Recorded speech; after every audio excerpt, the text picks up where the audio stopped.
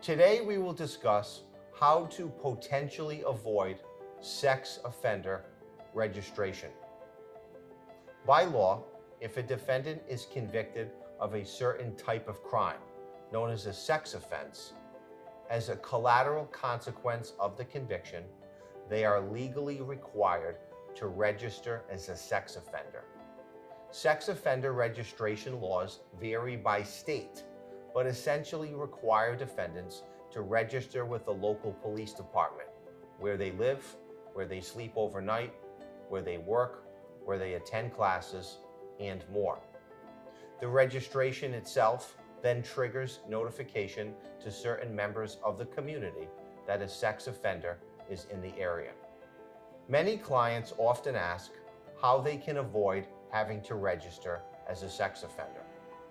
There are only three ways. The first way to avoid sex offender registration is to take your case to trial and win. If you are found not guilty, then there is no conviction and no collateral consequence for sex offender registration.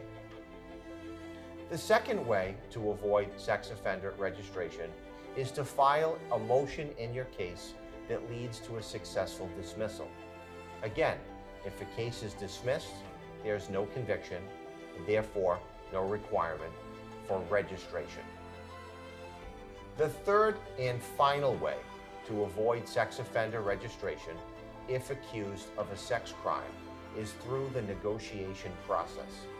This is where the criminal defense lawyer negotiates with the prosecutor about the case, highlighting strengths in the defense case and weaknesses in the prosecution's case.